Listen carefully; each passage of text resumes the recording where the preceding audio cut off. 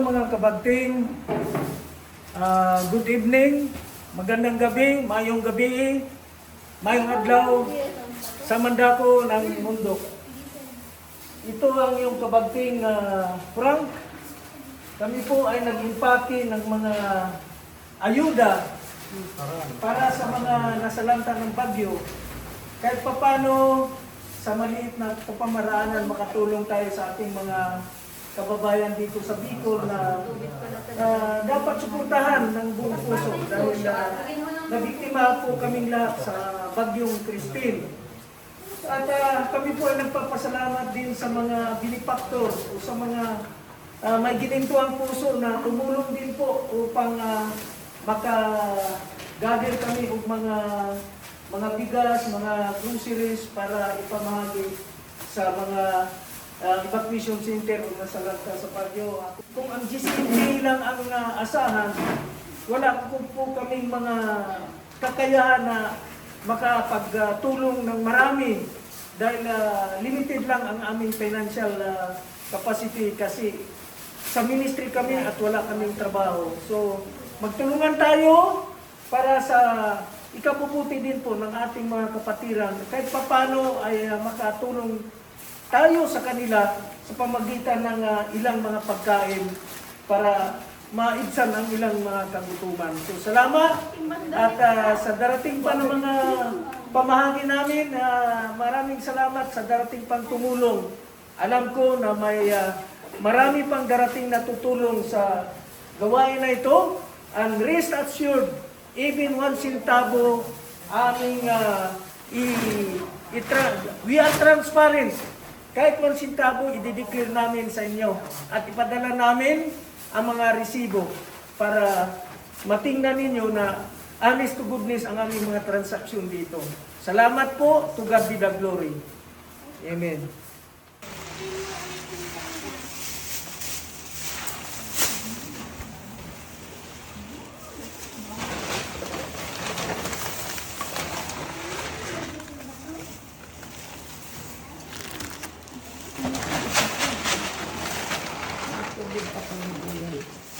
Yan.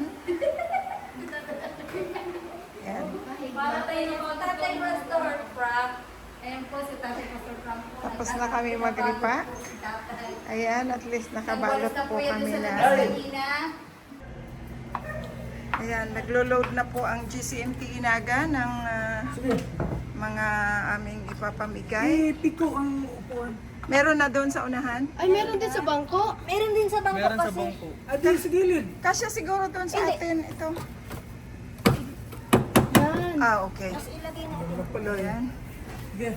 Ayan po. Ayan. Oh, ang ulo. Tas. Yan po yung mga damit na aming ipapamigay. Ano na lang? Ayan. Grabe. Binalot-balot na po namin para hindi na sila magpipilian. So kami na po yung nag-segregate. Assorted na po yan. May t-shirt, may shorts, may mga pants, may mga long sleeve, may mga bags pa po. Ayan. Getting ready.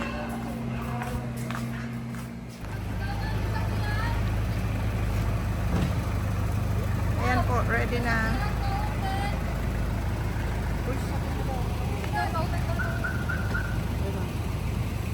Saan na tayo sa bandyan? Diyan na yung iba.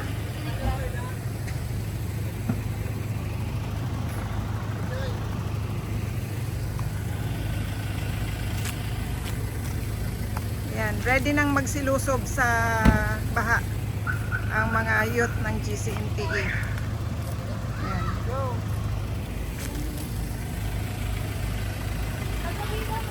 Kami ngayon sa Barangay Kamaligan. Ito po ngayon ang sitwasyon ng ating mga kababayan po dito. Sa Kamaligan. Marami namimigay. Maglinya tayo. Sa ano yan? Barangay. Barangay. Kasi maraming nakapila. Hindi na lang natin tayo.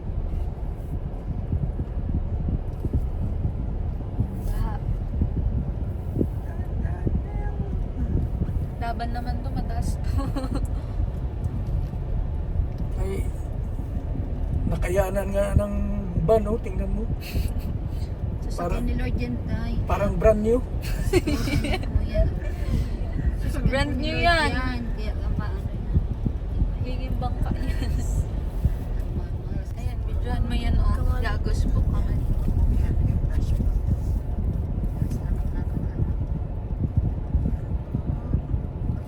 Ay, May patay na ano. Na ano? Ewan ko kung aso yan o ano. Nasaan? Dito sa harapan natin. Makaabas ito. Puti. Puti. Aso. Aso. Kaya nila, hindi nila nilagay sa sako. Hindi yung amoy. Gagawa na ng motor. Ang galing din ng motor ni Dao. Parang bao. Sumusugod sa tubig, oh. Dito sila nagaling kanina? Dito na po ata sila galing kanina. Nandito daw sila sa may bridge. Bridge na po yun na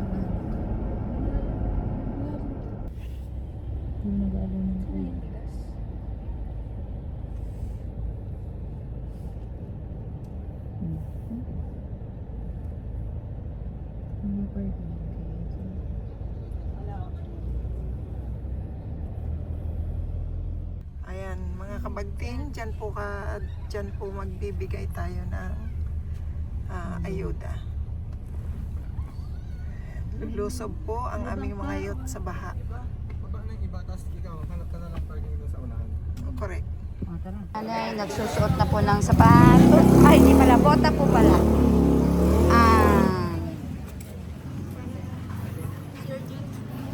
Okay. Troy. Wala po kami. Masimula na po. Okay na po. Ayan, wala naman yan. Okay lang yan. Let's go. Winner. May ano ni Lord. Hi guys. Hi guys. Ra, dala ka isa la. Ra. Damit. Ito. Makahagag. Sige po, sige po. Ay, salamat po. Thank you very much. Okay, thank you. Thank you po.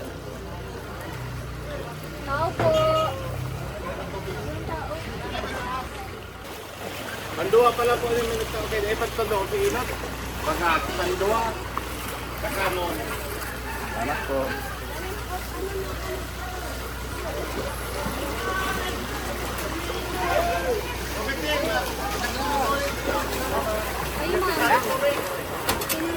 Be! Be!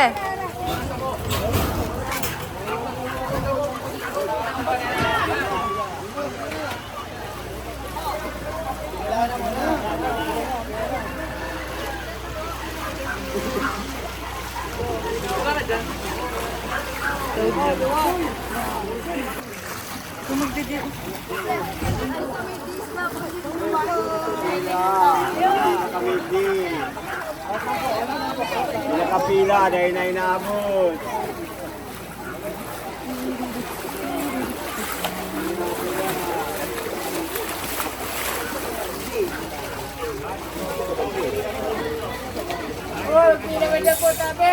Okay, pila po. Pagyan, pagyan. Pila, hindi na kamo. Hindi, kumana na kamo. Pila, pila, pila. Pila.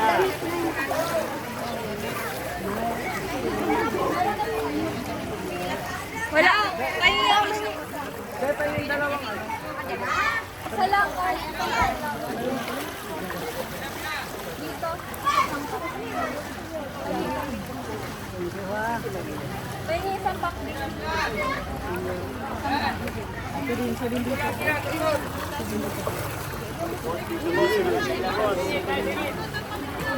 sige. Sige na, sige na. Dapat kayo sige na. Sige na, sige na. Dapat kayo sige na. Okay na. Yan. Ay, kamu pa lang nag-akarapari. Kinarito na tayo. Napila si ano. Yan, o. Kita ka na. Yan. O, sila yung para, batsi. Asan si tatay?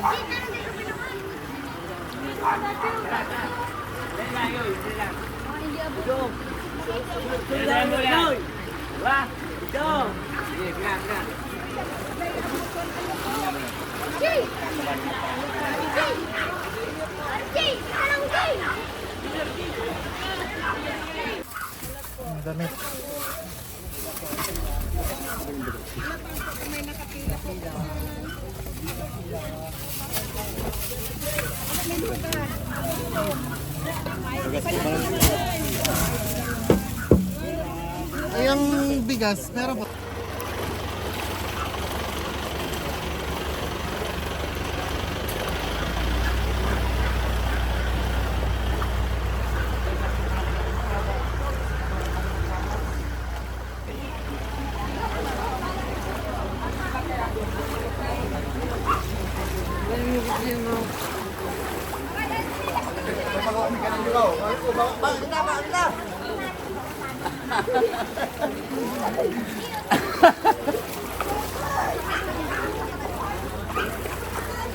Ay, panaw, bertekan mo pa.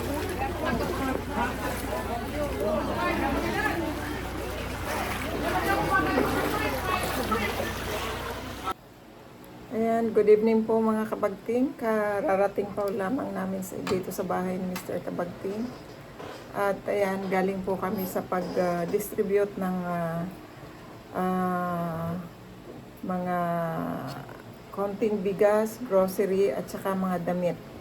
Yun po, at nakakalungkot po dahil natutuwa kami dahil nakapagbigay sa pamamagitan ng mga nag-support sa amin sa Riyadh at sa Canada.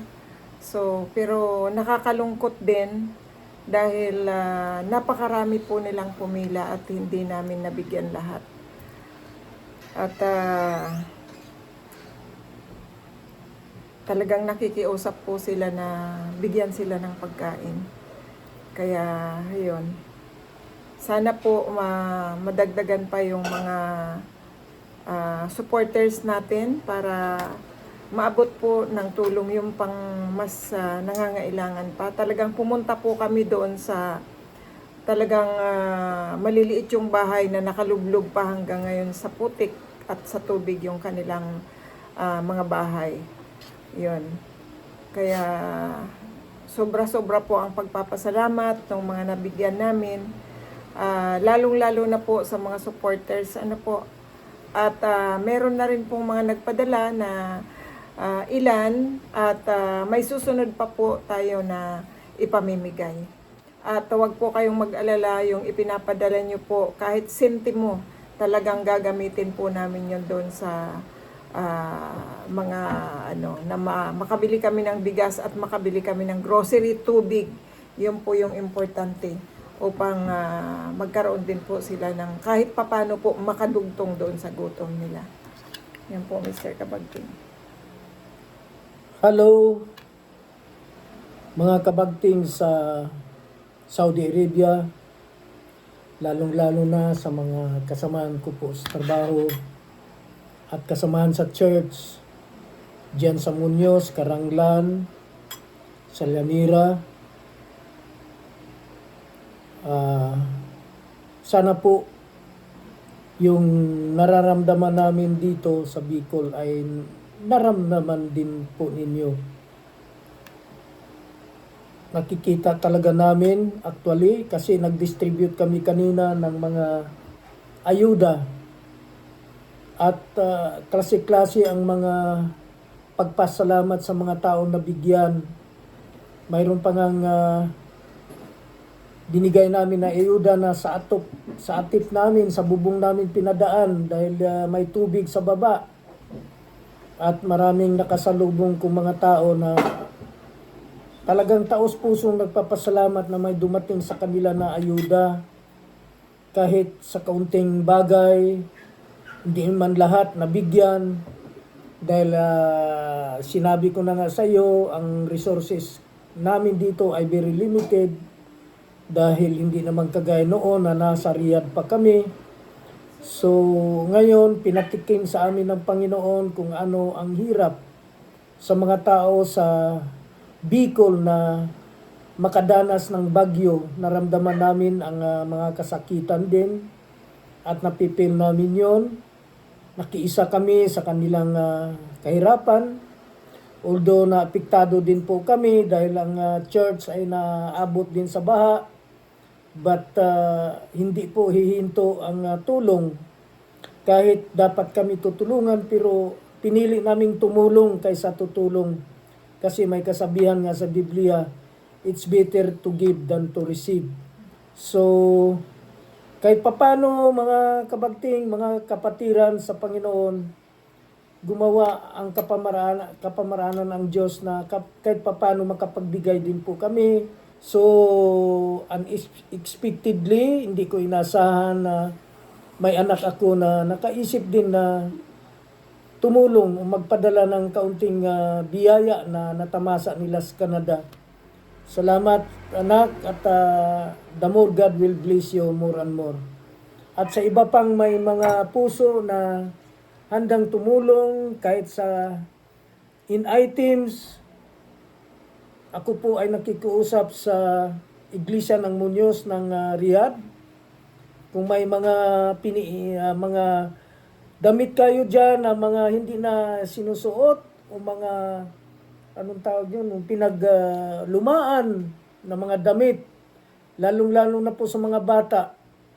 Dito nakikita ko talaga na needy talaga ang mga, kasi karamihan sa mga maliliit na bahay nasa remote area, wala nang nadalang damit ka bigla na tumaas ang tubig. So survival ang nangyari, iniiwanan ang bahay dahil ayaw pa nilang mamatay sa tubig.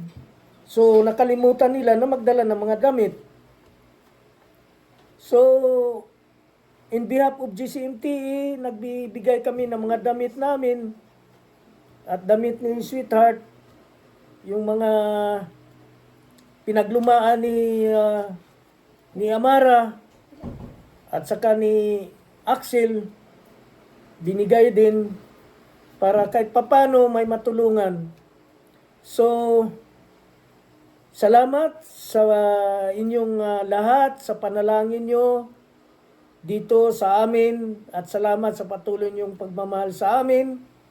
Sinishare lang namin kung ano ang sitwasyon dito sa Bicol at nawa ito po ay magiging blessing ang vlog na ito na patuloy pa dumaloy ang biyaya kasi may second batch na kaming naplanuhan na mamigay muli ng mga bigas, mga groceries, mga damit sa ibang lugar na naman. At maraming lugar na hanggang ngayon ay punong-puno pa ng tubig. Nakalubog sa tubig, ang iba nasa atip na lang sa bubong nakatira. At kitang-kita namin doon dahil nandoon kami namimigay ng mga ayuda doon. So, to God be the glory sa araw na ito.